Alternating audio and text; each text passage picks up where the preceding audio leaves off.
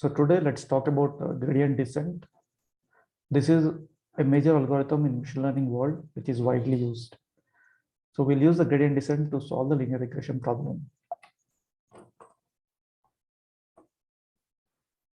So given a set of training data, we have already seen in the last video a hypothesis that can fit this, and for the linear regression problem we are assuming our hypothesis to be a straight line. Now how do we arrive at a straight line that fits the training data in a perfect manner? Because there can be a straight line can be drawn in many ways. For example, you can have a straight line drawn like this. You can have a straight line drawn like this. You can have a straight line drawn like this. But you can see only this blue line fits the data better, because the deviation which you observe from the training data is minimal if you take any training data point. Now, how do we arrive at this blue line? And this I have shown to be the cost function plotted with respect to parameters θ0 and θ1. And here you can see a set of points showing us our movement towards the center of this contours. And as I have already explained, this is the global optimum where our cost function will be minimum. And if we plot our hypothesis taking the parameters of θ0 and θ1 from here, we will arrive at this blue line. Now this movement from any point in the data plane of the parameters and converging towards the center, this is called gradient descent. I will explain more about this gradient descent in the next few slides.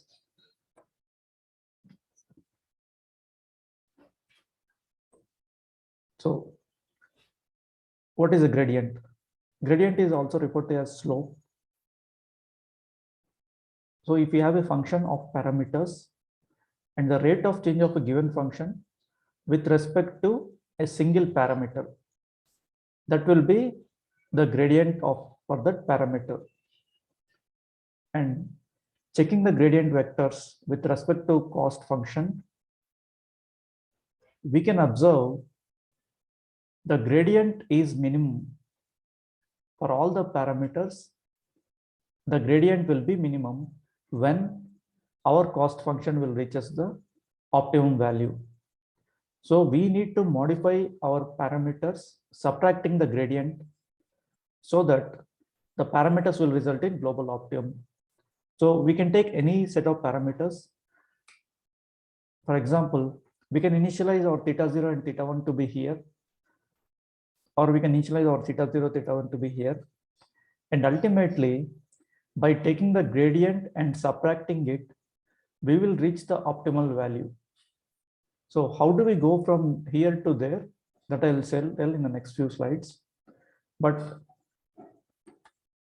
subtracting the gradient is a solution here. Now,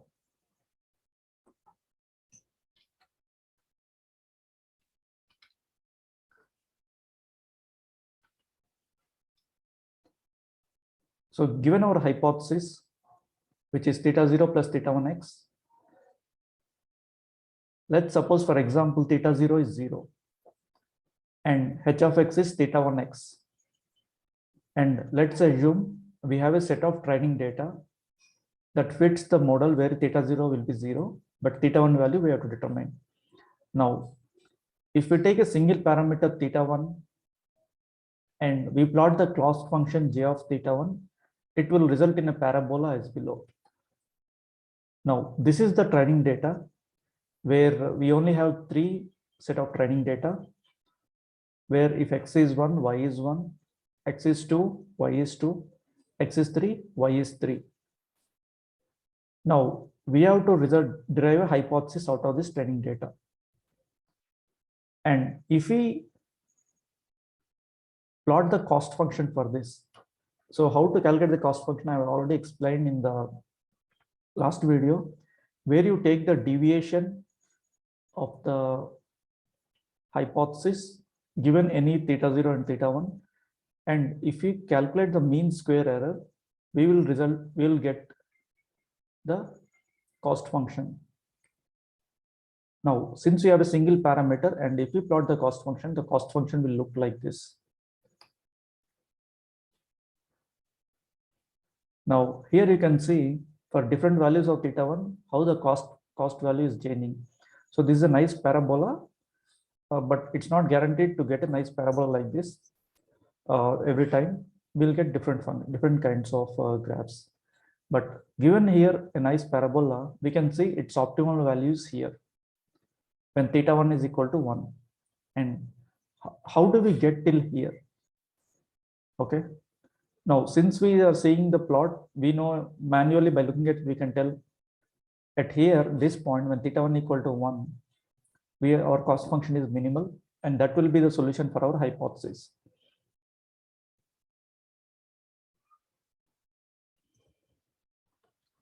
Let's say we take a data point over here where theta 1 is 3.5. Now, if we calculate the gradient of this point, we will get a positive slope. Now, talking about positive and negative slope is beyond the scope of this presentation. You can check the videos of Khan Academy on those. And once we take the gradient, we will see the gradient is a positive one. And since we have to go in this direction to reach the global optimum, we have to reduce the value of theta 1 by gradient times. So once we subtract the value, we'll reach over here.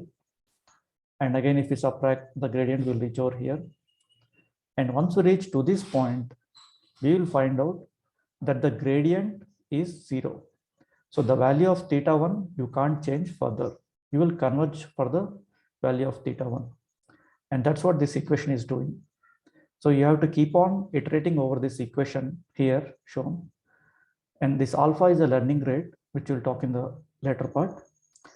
So by subtracting the gradient, you will reach a point where this gradient becomes almost 0 or sometimes 0.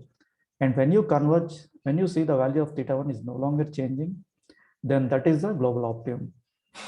And if we take this value of theta 1, which is 1 here, then h of x will be 1x.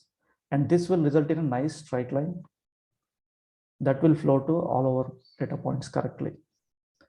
And sorry, it's not an actual straight line, but bear with me. This flows through all the data points. And if you take a data point over here, which is nothing but -0, -1, and then we get a negative slope here. Then minus of minus will be plus, and our grade and our theta 1 will be incremented if we take a point over here. And our theta 1 will be incremented, and ultimately we'll reach the global optimum, where again this gradient will be 0. So this is the intuition for the gradient descent algorithm. We are subtracting the gradient, and we are doing it by subtracting it and multiplying the gradient with alpha, which alpha about we'll talk in the later slide. So as I told, not all cost functions, if you plot, it will be a nice parabola like that. So this is another example where you can see if you start at a point over here, we'll reach a global, which will reach an optimum, which will be a local optimum, not a global optimum. So this will be a local optimum. And if we start from a point over here,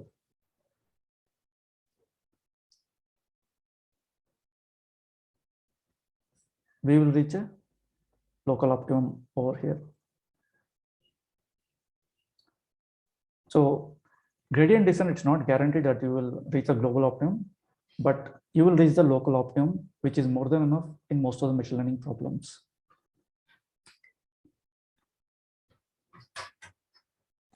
Now, if you have two parameters, theta 0 and theta 1, and if both values are changing, then the gradient descent equation for that will be like this. Theta 0 will be nothing but theta 0 minus alpha times change of cost function with respect to theta 0. Theta 1 will be nothing but theta 1 minus alpha times change of cost function with respect to theta 1. And this for all the training samples. And if you calculate the derivative of the cost function, which is the mean square error, which you have seen in the previous video, you will get a data like this. So the final equation will be this one for theta 0 and theta 1. And one important thing in gradient descent is you have to update theta 0 and theta 1 simultaneously. So here, if you get a value of theta 0, and yeah, we have to do this over multiple iterations, repeat until convergence. And what I am saying is updating theta 0 and theta 1 simultaneously means, it means you have to update theta 0, theta 1 parallel. It's not like you update the theta 0 here and use the value of theta 0 when calculating theta 1. You have to use theta 0 and theta 1 of previous iteration and use them to calculate both theta 0 and theta 1. Okay. So as I was explained in the previous slide, we have seen a parameter called alpha, which you are multiplying the gradient descent. So this alpha is called learning rate, which will help us like how big a step we should take in the gradient descent. It's normally better to give it in the order of 10 or 10 to the power minus 2, but don't give it too big or too small. So if you give the alpha to be too small, what happens is the gradient descent converges slowly. Like this, it will take a lot of iterations for gradient descent to converge. But if you give the alpha a big value, then gradient descent, say for example, you have started over here, the gradient descent will go like this, it will make wild swings. You may not reach the global optimum, local optimum itself. It will take wild swings. So always it's better to choose the alpha to be 10 to the power of minus 2 or just 10. That is also is enough. And as we go forward, you will understand that gradient, when it approaches near the convergence, the rate automatically slows down. Say even if it takes a big steps over here like this. So once gradient reaches the optimum value where convergence is happening, it will start slowing down. So this alpha is not important, but don't set it too high or don't set it too low. Now there is one more term, stochastic gradient descent. So here we choose a random samples we will be choose for training our data, for training our parameters. So here you can see for every change of theta 0 and theta 1, you can see we are iterating over all the training samples. So if we have, say for example, 100 parameters, and for 100 parameters, say you have 1,000,000 samples. So for every parameter, you are iterating over 1,000,000 times, and this happens for every iteration of gradient descent. So that will be a huge cost in terms of computing resources as well as the time taken to yield result. So that's why instead of taking all the training samples, we just take a randomly chosen training samples such that we are guaranteed to get to the local optimum. So this also stochastic gradient descent as well as normal gradient descent, they both give the similar result. There is one more type of gradient descent where it is called a batch gradient descent, where we will take only a set of training samples, but that is not good because we are taking a fixed set of training samples. Stochastic is better because we always choose a random set of training samples for calculating the parameters.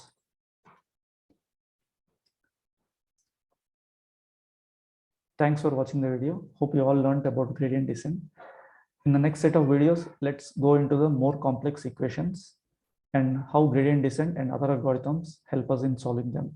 Thanks everyone. Bye.